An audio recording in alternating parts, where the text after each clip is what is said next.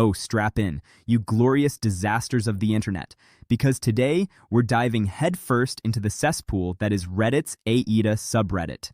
I'm your host, the voice of reason who's about to lose it completely on these entitled clowns who think their drama deserves a medal. We're talking 3 stories so packed with hypocrisy, manipulation, and straight-up delusional nonsense that you'll be yelling at your screen. These people aren't just wrong. They're the kind of wrong that makes you question if natural selection took a coffee break. From family freeloaders to relationship train wrecks and friend group frauds, we're roasting them all until they're crispy. Let's not waste time, grab your popcorn, because this is going to be brutal. First up, we've got this gem from a user we'll call Broke But Not Broken, who's asking if they're the asshole for finally snapping on their mooch of a brother. Picture this. OP is a hard-working 28-year-old grinding away at a decent job, paying bills like an actual adult, while their 25-year-old brother, let's name him Lazy Larry, has been treating life like it's an all-you-can-eat buffet of handouts. Larry dropped out of college because classes were too early, and now he's bouncing between dead-end gigs that last about as long as his motivation, which is roughly 2 weeks. OP's been spotting him cash for emergencies like rent, car repairs, and oh yeah, that one time he needed bail after a bar fight over who had the better fantasy football team. The audacity here is already screaming for an intervention, but wait, it escalates like a bad action movie. So the conflict kicks off when Larry shows up at OP's apartment unannounced, looking like he just rolled out of a dumpster fire, and demands $500 for a business opportunity. What is this golden idea? Selling homemade energy drinks out of his trunk. Homemade energy drinks. This clown thinks he's the next Red Bull tycoon, but the only thing he's brewing is a lawsuit from poisoning people with his kitchen sink chemistry. OP, who's already loaned him over $2,000 in the past year with 0 repayments, says no, flat out. Get a real job, bro. But Larry flips the script, pulling the classic victim card. You're family. You owe me. Mom would be ashamed. Oh, honey, Mom's probably ashamed she didn't drop you off at a fire station sooner. He starts wailing about how OP is selfish and hoarding success, like success is a limited edition Pokemon card. The hypocrisy is thicker than his skull. This is the same guy who ghosted OP's birthday last year because he forgot, but now he's playing the blood is thicker than water symphony? Things go nuclear when Larry rallies the family group chat, blasting OP as the greedy one who's letting him starve on the streets. Starve? Dude lives with their parents rent-free and eats like a king. The parents jump in, guilting OP with lines like, "He's your brother, help him out just this once." Just this once? It's been just this once since high school. OP finally loses it and replies in the chat, "I'm done being your ATM. Grow up or get out." Larry responds by blocking OP everywhere and telling mutual friends that OP abandoned him in his time of need. Abandoned? You mean stopped enabling your lazy ass? The delusional behavior here is peak comedy. Larry genuinely believes the world owes him a free ride because he exists. Newsflash, buddy. Existence doesn't come with a participation trophy or a blank check. And the parents? Oh, they're enablers extraordinaire, raising a man-child who thinks accountability is a myth. This whole family dynamic is a circus, and OP's the only one not juggling excuses. But the stupidest choice? Larry doubling down by posting on social media about toxic siblings who cut you off, tagging OP indirectly like the passive-aggressive king he is. OP claps back publicly, spilling the tea on all the unpaid loans, and suddenly Larry's the one crying foul about privacy invasion. Privacy? You started this online pity party. The entitlement is so off the charts, it's orbiting another planet. If common sense was a currency, this guy would be bankrupt twice over. Final judgment. OP, you're not the asshole. You're the hero we need. Larry, you're a walking red flag. And the parents, stop babying him before he turns into a 40-year-old basement dweller. Takeaway? Family doesn't mean free money. If you're mooching harder than a reality TV star, expect to get called out. Brutal, but true. All right. If that first story had you shaking your head, buckle up because our second tale is a masterclass in in-law insanity that'll make you swear off marriage forever. This one's from Boundary Boss, a 32-year-old woman married to her husband for 5 years, living in a cozy house they busted their butts to afford. Enter the villain, her mother-in-law, who we'll dub Demanding Debbie.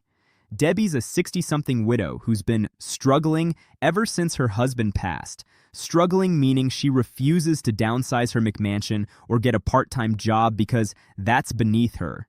Instead, she's been hinting, straight up demanding, to move in with the couple just temporarily for the last 2 years. Temporarily? That's code for until I die and you bury me in your backyard.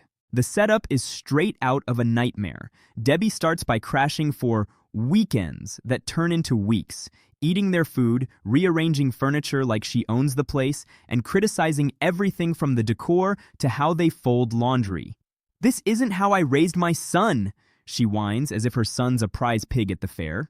OP's husband, bless his spineless soul, keeps enabling it with, "She's family, babe. Be nice." Be nice? This woman's turning your home into her personal kingdom. The conflict explodes when Debbie announces she's selling her house without telling them and shows up with boxes declaring she's moving in permanently because you have that spare room gathering dust. Spare room? That's OP's home office, you invasive harpy. OP puts her foot down. "No way. Find an apartment."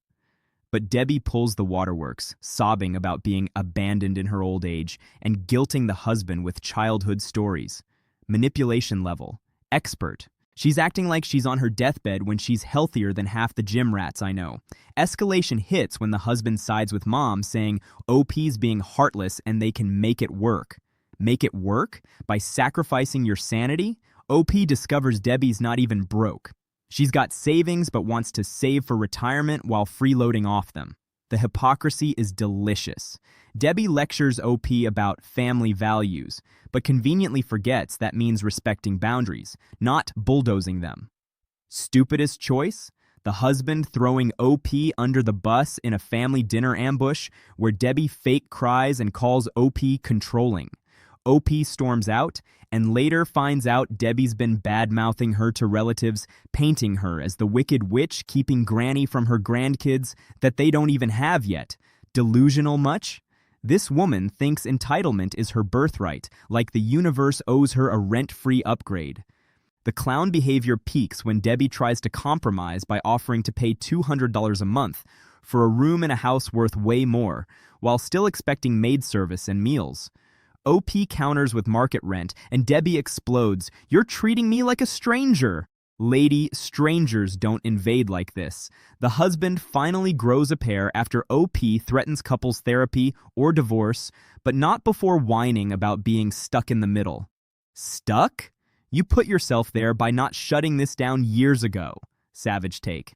Debbie's a professional victim, playing the widow card like it's a get-out-of-responsibility free pass. Husband, you're a doormat with mommy issues. OP, you're the only sane one here. Kick that drama to the curb. Judgment, not the asshole, OP. You're a boundary queen. Takeaway? In-laws aren't automatic roommates. If someone's treating your home like a hotel, charge them or evict them. This nonsense is why prenups should include in-law clauses. Whew. If those first two had you raging, hold on to your sanity because our third story is a friendship fiasco so ridiculous, it'll make you audit your entire contact list. Courtesy of Fed Up Friend, a 29-year-old who's part of a tight-knit group from college.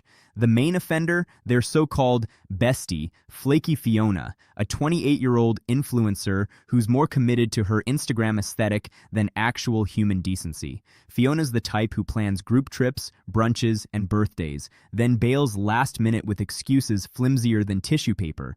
"My cat's depressed," or "I have a vibe emergency." Meanwhile, everyone's out money and time because she insisted on booking everything.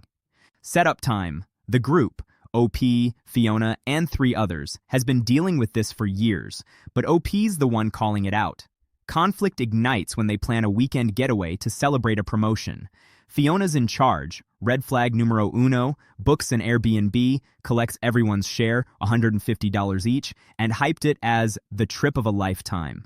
Day before departure, Fiona texts, "Can't make it, guys. My ex texted me and I'm emotionally drained." Emotionally drained? From a text? Grow up. The group's stuck with a non-refundable booking, and Fiona refuses to reimburse, claiming, "Life happens." Life happens? You made it happen by being a flake. OP demands their money back, and Fiona pulls the fake victim act. "You're attacking me when I'm vulnerable." Vulnerable? You're the one who ghosted the group chat after collecting cash like a shady pyramid scheme. Escalation? Oh, it gets messy. The other friends side with Fiona at first, saying OP's too harsh, and friendships have ups and downs. Ups and downs? This is a roller coaster built by amateurs. OP digs deeper and finds out Fiona's been using the group's money for her content creation trips, posting pics from solo vacays while claiming poverty. The delusion is unreal. She thinks being an influencer excuses flakiness, like her 2K followers make her untouchable. Stupidest choice?